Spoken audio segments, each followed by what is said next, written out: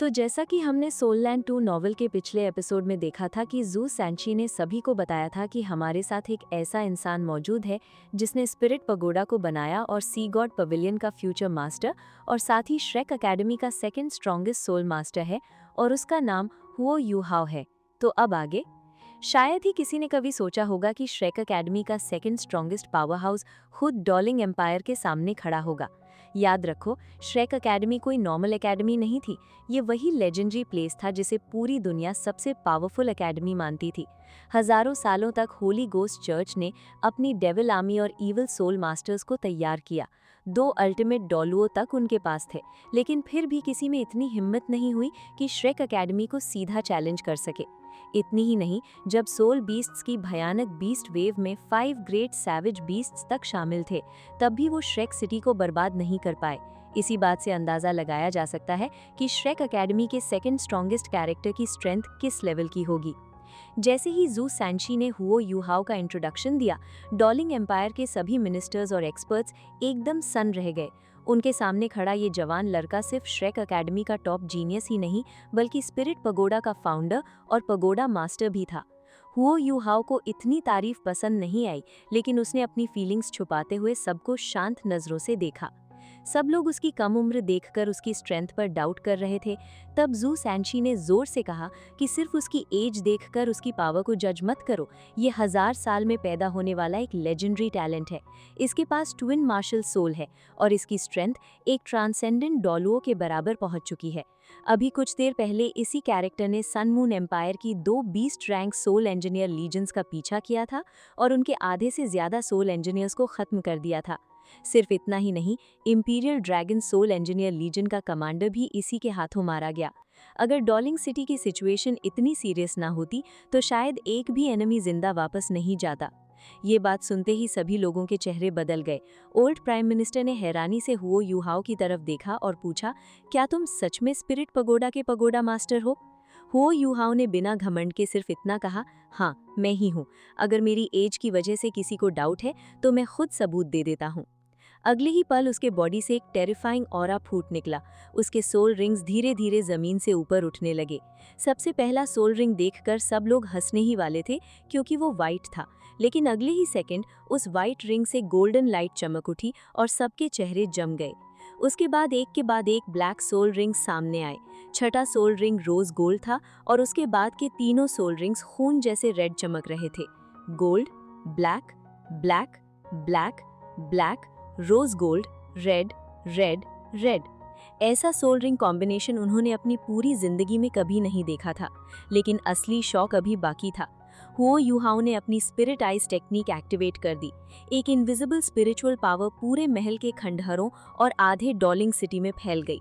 वहां मौजूद 1000 से भी ज्यादा लोगों ने अचानक महसूस किया कि उनका स्पिरिचुअल सी किसी और से कनेक्ट हो गया है।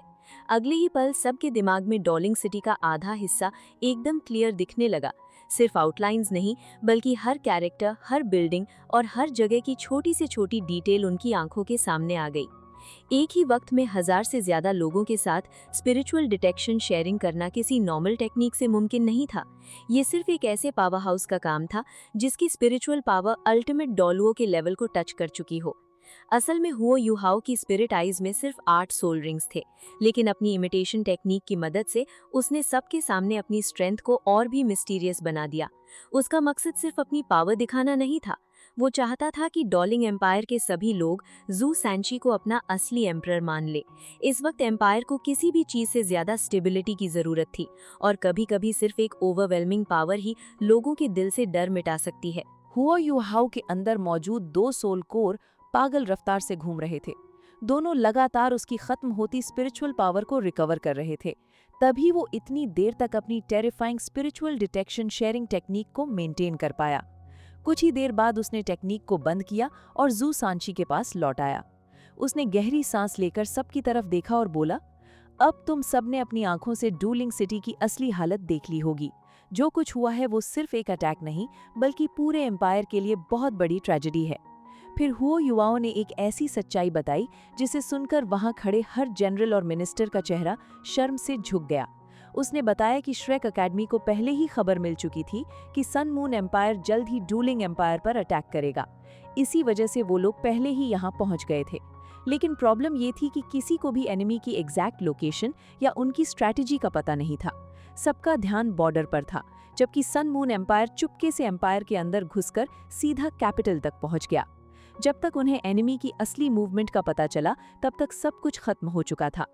हुओ युवाओं ने साफ शब्दों में कहा कि ना जू सांशी और ना ही श्रेक एकेडमी का कोई कैरेक्टर यहाँ पॉलिटिकल पावर लेने आया है।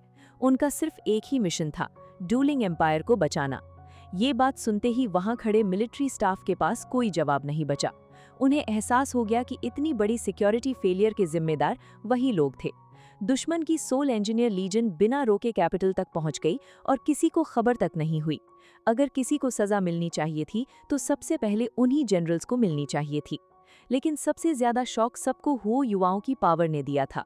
अपनी स्पिरिचुअल टेक्निक से इतने सारे लोगों को एक साथ पूरी डूलिंग सिटी का सीन दिखाना किसी भगवान जैसी एबिलिटी से कम नहीं था।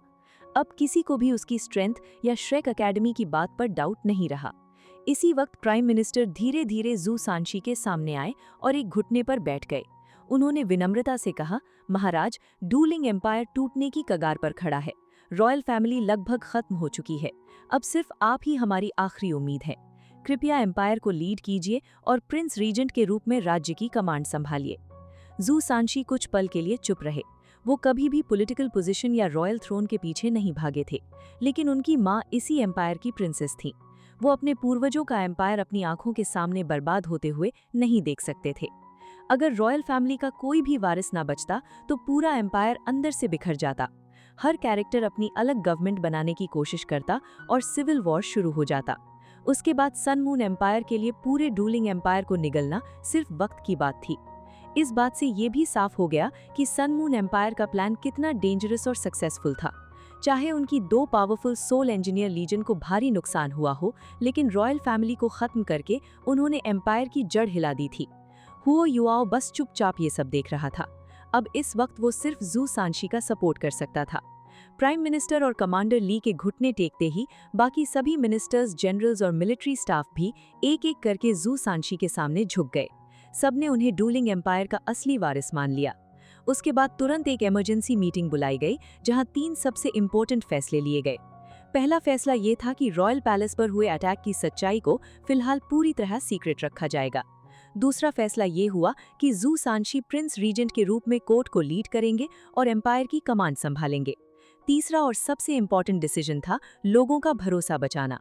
पब्लिक को बताया जाएगा कि पैलेस को ज्यादा नुकसान नहीं हुआ है और एम्परर सिर्फ इंजर्ड है।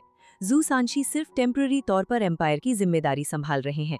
ये खबर फ्रंट लाइन पर लड़ रहे एलीट सोल्जर्स तक बिल्कुल नहीं पहुंचनी चाहिए थी। अगर आर्मी का हौसला टूट गया या लोगों का रॉयल फैमिली पर भरोसा उठ गया तो पूरा एम्पायर अंदर से ही बर्बाद हो जाता। इसी वजह से अभी कैपिटल को स्टेबल बनाना सबसे बड़ी प्रायोरिटी थी। जू सांशी कुछ समय तक डूलिंग सिटी में ही रुकेंगे और एम्पायर को संभालेंगे।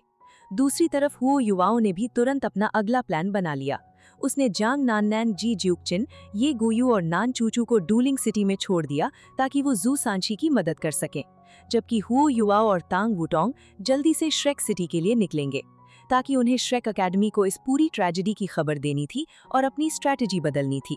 सबसे बड़ी बात, imperial dragon soul engineer legion और evil tyrant soul engineer legion के खिलाफ हुओ युवाओं का असली प्लान अभी खत्म नहीं हुआ था। लेकिन जाने से पहले हुओ युहाओ अपने 3rd सीनियर ब्रदर जू सांशी को गले लगाता है और उसे हिम्मत देता है। लेकिन जू सांशी के दिल के अंदर तूफान चल रहा था। आखिर डोलिंग एम्पायर का रॉयल फैमिली उसका अपना परिवार था और अब वो लगभग पूरी तरह खत्म हो चुका था। दर्द के साथ वो कहता है कि अब उसे अपने फैमिली और अपनी माँ को यहाँ बुलाना पड़ेगा। बस उसे एक ही डर था कि कहीं उसकी माँ गुस्से या दुख में कोई खराब फैसला ना ले ले। लेकिन अब रोने का वक्त नहीं था। डोलिंग एम्पायर को बचाने के लिए किसी को आगे बढ़ना ही था।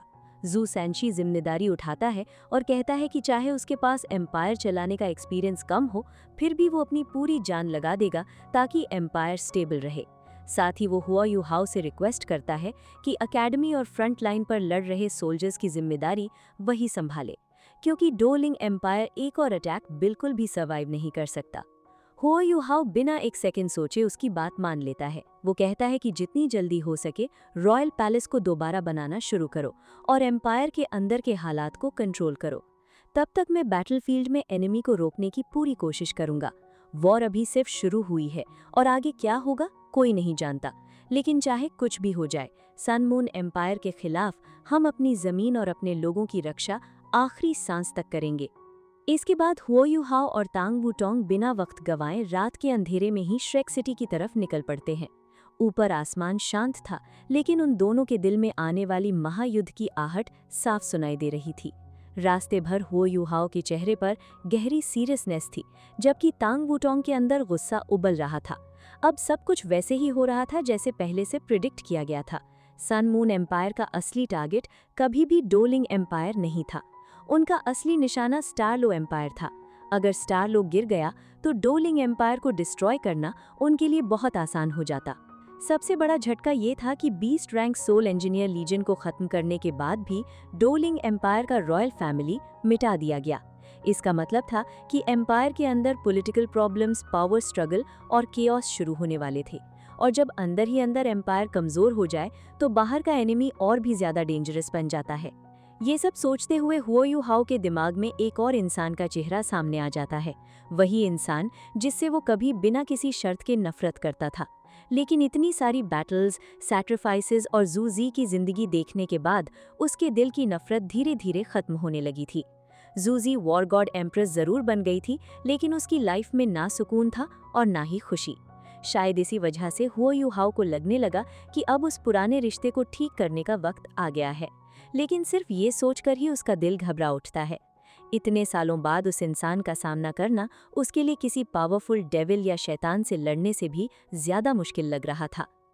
थोड़ी देर बाद सुबह होने से पहले दोनों श्रेक सिटी पहुंच जाते हैं। बाहर से सिटी बिल्कुल शांत दिख रही थी, लेकिन हवा में वॉर का प्रेशर और टेंशन साफ महसूस हो रहा था। नई श्रेक सिटी पहले से कई गुना बड़ी बन चुकी थी। यहाँ स्टारलो एम्पायर और डोलिंग एम्पायर के लाखों एलीट सोल्जर्स इकट्ठा थे। सभी अपनी जान की बाजी लगाकर सन मून एम्पायर के खिलाफ फाइनल बैटल के लिए तैयार खड़े थे। हेवनली सोल एम्पायर के बचे हुए सोल्जर्स भी यहीं मौजूद थे। इनकी संख्या लगभग 70,000 थी। बहुत से वॉरियर्स मर चुके थे, लेकिन जो बचे थे वही असली एलीट एक्सपर्ट्स थे। इनमें बॉडी सेक्ट के कई पावरफुल मेंबर्स भी शामिल थे। लेकिन सच बहुत ही कड़वा था। हेवनली सोल एम्पायर और बॉडी सेक्ट दोनों लगभग डिस्ट्रॉय हो चुके थे। जब भी हुओ यू हाओ प्रिंसेस वेना का पीला और बेजान चेहरा याद करता, उसके दिल से सिर्फ एक ही बात निकलती: वॉर कभी किसी के साथ अच्छा नहीं करती। चाहे कितना भी पावरफुल कैरेक्टर, टेक्निक या किंगडम क्यों ना हो, वॉर सब कुछ छीन लेती है। दोनों बिना रुके सीधा सी गॉड्स लेक को पार करके सी गॉड्स आइलैंड पहुंचते हैं। आराम करने का उनके पास एक पल भी नहीं था, क्योंकि वॉर में हर नई इन्फॉर्मेशन पूरी बैटल का रिजल्ट बदल सकती थी। हुओ यू हाओ और तांग वूटोंग अब टाइटल डोलवुओ बन चुके थे, लेकिन इतनी बड़ी बैटल्स के बाद वो भी थकान महसूस कर रहे थे। फिर भी अपनी रिस्पॉन्सिबिलिटी को सबसे ऊपर रखते हुए दोनों सीधा सी गॉड्स पवेलियन की तरफ बढ़ते हैं। अंदर जाने से पहले हुओ यू हाओ हमेशा की तरह गोल्डन ट्री के सामने श्रद्धा से प्रार्थना करता है। जैसे ही दोनों पवेलियन के अंदर एंटर करते हैं, उनकी पावरफुल ऑरा तुरंत सभी एल्डर्स को मेडिटेशन से जगा देती है। अब दोनों चुपचाप हॉल के अंदर खड़े होकर इंतजार करते हैं। इसी बीच तांग वूटोंग धीरे से हुओ यू हाओ का हाथ दबाकर सिर्फ इतना कहती है: बाद में जो भी कहना, बहुत सोच समझ कर कहना। एक गलत शब्द पूरी सिचुएशन को खराब कर सकता है। हुओ यू हाओ बिना कुछ कहे सिर्फ हल्का सा सिर हिला देता है। सी गॉड्स पवेलियन के सभी एल्डर्स तुरंत समझ जाते हैं कि कुछ बहुत ही खराब हो चुका है। जब हुओ यू हाओ और तांग वूटोंग उनके सामने पहुंचते हैं, दोनों की हालत देखकर सब हैरान रह जाते हैं। एल्डर्स को तो लग रहा था कि हुओ यू हाओ टैंग सेक्ट में अपनी पावर और टेक्निक को स्टेबल कर रहा है, क्योंकि एल्डर श्वेन ने सबको वही बताया था। लेकिन हुओ यू हाओ के चेहरे पर दिख रहा दर्द और निराशा देखकर एल्डर श्वेन तुरंत समझ जाते हैं कि इस बार मामला आम नहीं है। एल्डर श्वेन उन्हें बैठने के लिए कहते हैं, लेकिन हुओ यू हाओ सीधा मना कर देता है। उसकी आंखों में इतना गहरा दर्द और इतना मजबूत डिटर्मिनेशन होता है कि एल्डर श्वेन भी उससे फोर्स नहीं करते। वो बस इतना कहते हैं कि अगर तुम सुबह होने से पहले अपनी स्पिरिचुअल ऑरा से हम सबको यहाँ बुलाकर लाए हो, तो ज़रूर कोई बहुत बड़ी बात हुई है। इसके बाद हुओ यू हाओ और तांग वूटोंग सभी एल्डर्स के सामने रिस्पेक्ट के साथ झुकते हैं और हुओ यू हाओ धीरे से बताता है कि वो अभी अभी डोलिंग एम्पायर से वापस आया है। जैसे ही डोलिंग एम्पायर का नाम सुनाई देता है, पूरा हॉल शॉक में जम जाता है। एल्डर सॉन्ग तुरंत पूछते हैं कि तुम वहाँ क्या कर रहे थे। तब हुओ युहाओ अपनी आंखें बंद कर लेता है क्योंकि उसके दिल का जख्म अभी भी ताज़ा था। फिर वो एक ऐसी बात बोलता है जो सबके होश उड़ा देती है। वो कहता है कि वो डोलिंग एम्पायर के पूरे रॉयल फैमिली की मौत अपनी आंखों से देखकर आ रहा है। ये सुनते ही सी गॉड्स पवेलियन की सभी एल्डर्स बिल्कुल सन्न रह जाते हैं। एल्डर श्वेन भी अपनी सीट से खड़े हो जाते हैं और गुस्से में हुओ युहाओ से कहते हैं कि इतनी बड़ी बात बोलने से पहले उसे उसकी जिम्मेदारी समझनी होगी। लेकिन हुओ युहाओ का जवाब और भी ज्यादा दर्द भरा होता है। वो कहता है कि जिम्मेदारी लेने से क्या होगा, चाहे वो जितनी भी रिस्पॉन्सिबिलिटी ले ले, क्या वो हजारों मरे हुए रॉयल फैमिली मेंबर्स को वापस जिंदा कर सकता है। फिर वो बताता है कि सन मून एम्पायर ने अपनी 2 beast rank soul engineer legion भेजकर डोलिंग सिटी पर अचानक अटैक कर दिया। सिर्फ इतना ही नहीं, उन्होंने class 9 stationary soul cannon shell का इस्तेमाल करके रॉयल पैलेस को एक ही ब्लास्ट में बर्बाद कर दिया। उस वक्त पूरा रॉयल फैमिली एक मीटिंग में मौजूद था, इसलिए ब्लास्ट के बाद एक भी मेंबर जिंदा नहीं बचा। जब हुओ युहाओ वहां पहुंचा, तब तक पूरी कैपिटल धुएं और बर्बादी में डूब चुकी थी। उसके बाद हुओ युहाओ डिटेल में बताता है कि कैसे उसने टैंक सेक्ट के मेंबर्स को लेकर डोलिंग एम्पायर का सफ़र किया, कैसे उसने पहले ही सन मून एम्पायर के ऑपरेशन को प्रिडिक्ट कर लिया था और बाद में उसने उन 2 सोल इंजीनियर लीजन्स का सामना करके उन्हें रोक दिया। लेकिन इतनी बड़ी विक्ट्री भी उसके दिल का दर्द कम नहीं कर पाती। वो बहुत धीमी और भारी आवाज़ में कहता है कि चाहे वो कितने भी सोल इंजीनियर्स को मार दे, लेकिन रॉयल फैमिली को कभी वापस नहीं ला सकता। सन मून एम्पायर का प्लान सिर्फ अटैक करना नहीं था, उन्होंने पहले ही कैलकुलेट कर लिया था कि रॉयल फैमिली के खत्म होते ही डोलिंग एम्पायर अंदर से टूट जाएगा। और इसी वक्त डोलिंग एम्पायर के एलीट सोल्जर्स सिटी वॉल्स के अंदर एक ऑलमोस्ट इम्पॉसिबल बैटल लड़ने के लिए मजबूर होंगे। ये बात सुनते ही सी गॉड्स पवेलियन के अंदर फिर से गहरा सन्नाटा छा जाता है। सभी एल्डर्स के लिए ये मानना ही मुश्किल था कि एक एम्पायर का रॉयल पैलेस इतनी आसानी से डिस्ट्रॉय हो सकता है। तब एल्डर्स वोंग गुस्से में पूछते हैं कि डोलिंग एम्पायर की आर्मी कर क्या रही थी। अगर 2 पूरी सोल इंजीनियर लीजन्स उनकी टेरिटरी में घुस गईं तो किसी को पता कैसे नहीं चला। इस बार हुओ युहाओ शांत होकर सच बताता है। वो कहता है कि अगर स्टार लो एम्पायर भी होता तब भी रिजल्ट लगभग वही होता। सन मून एम्पायर के पास इतनी एडवांस टेक्नोलॉजी और सोल टूल टेक्निक है कि वो अपने सोल इंजीनियर्स को बिना किसी को पता चले एम्पायर के अंदर घुसा सकते हैं। और सबसे बड़ी प्रॉब्लम ये थी कि डोलिंग एम्पायर के एलीट सोल्जर्स उस वक्त कैपिटल में थे ही नहीं, उन्हें श्रेक सिटी की डिफेंस के लिए भेज दिया गया था। सन मून एम्पायर ने इसी कमजोरी का फायदा उठाया और उस वक्त अटैक किया जब कैपिटल सबसे कमजोर थी। इसी वजह से डोलिंग एम्पायर इतनी जल्दी गिर गया। लेकिन हुओ युहाओ की ये बात सुनते ही एक एल्डर को लगता है कि वो इनडायरेक्टली श्रेक एकेडमी को ब्लेम कर रहा है। वो ठंडे लेकिन सख्त शब्दों में पूछता है, क्या तुम हमें इस ट्रेजेडी का जिम्मेदार मान रहे हो? क्या तुम चाहते थे कि हम श्रेक सिटी को छोड़ देते? और अगर हम डोलिंग एम्पायर की मदद रोक देते तो क्या सिचुएशन सच में बदल जाती? ये सवाल सुनकर हुओ युहाओ तुरंत चुप हो जाता है। वो जानता था कि असली एनिमी सन मून एम्पायर है और सी गॉड्स पवेलियन के एल्डर्स ने भी हमेशा अकेडमी और कॉन्टिनेंट के लिए ही डिसीजंस लिए हैं। इसलिए वो अपना गुस्सा दबा लेता है और सबके सामने माफ़ी मांगता है। वो कहता है कि उसने अपने इमोशंस पर कंट्रोल खो दिया था। रॉयल पैलेस को अपनी आंखों के सामने ख़त्म होते देखने का सीन वो कभी नहीं भूल सकता। इसी वजह से उसने गलत शब्दों का इस्तेमाल किया। लेकिन अगले ही पल हुओ युहाओ एक और शॉकिंग डिसीजन सुना देता है। वो कहता है कि उसे नहीं लगता कि अब वो सी गॉड्स पवेलियन का मेंबर बने रहने के लायक है। इसलिए वो एल्डर्स से रिक्वेस्ट करता है कि उसकी मेंबरशिप और अपॉइंटमेंट को तुरंत खत्म कर दिया जाए। ये कहकर हुओ युहाओ तांग वुटोंग के साथ सभी एल्डर्स के सामने रिस्पेक्ट से झुकता है और बिना पीछे देखे वहां से जाने के लिए मुड़ जाता है। लेकिन जैसे ही वो एक कदम आगे बढ़ाता है, एल्डर सॉन्ग की गुस्से से भरी आवाज पूरे हॉल में गूंज उठती है। रुको! उनकी आंखों में गुस्सा साफ दिख रहा था। उन्होंने हुओ युहाओ को याद दिलाया कि ये टैंक सेक्ट नहीं बल्कि श्रेक एकेडमी का सबसे पवित्र प्लेस है, जहाँ कोई भी अपनी मर्जी से आता या चला नहीं जा सकता। उस वक्त सी गॉड्स पवेलियन के कई यंग पावर हाउसेस जैसे यान शाओजे, चाई मयर, शियन लिनर, चियन दुओदुओ और चांग लेक्शवान फ्रंट लाइन पर सन मून एम्पायर की आर्मी से वॉर लड़ रहे थे। इसलिए पवेलियन में सिर्फ पुराने और एक्सपीरियंस्ड एल्डर्स ही बचे थे। सबको लगा था कि हुओ युहाओ गुस्से में एकेडमी छोड़ना चाहता है, लेकिन जब उसने अपनी बात शुरू की तो पूरा माहौल ही बदल गया। हुओ युहाओ ने शांत आवाज में कहा कि वो एकेडमी को किसी भी बात के लिए दोष नहीं दे रहा। उसका मानना था कि 10,000 साल पुरानी श्रेक एकेडमी की लेगेसी उसकी सबसे बड़ी स्ट्रेंथ भी है और सबसे बड़ा बर्डन भी। कभी-कभी वही जिम्मेदारी एकेडमी को बहुत ज़्यादा कंजर्वेटिव बना देती है और इसी वजह से कई बड़े डिसीजंस वक्त पर नहीं लिए जा पाते। उसने कहा कि सन मून एम्पायर जैसे टेरिफाइंग एनिमी को सीधी बैटल में हराना ऑलमोस्ट इम्पॉसिबल है। इसलिए अब उसे ऐसे मेथड्स यूज करने पड़ेंगे जो दुनिया की नज़र में अनफेयर या ईविल लग सकते हैं। शायद उसे ऐसी टेक्निक और पावर का भी यूज करना पड़े जो ईविल सोल मास्टर्स या शैतान जैसे लोग इस्तेमाल करते हैं। और वही वजह थी कि वो श्रेक एकेडमी छोड़ना चाहता था।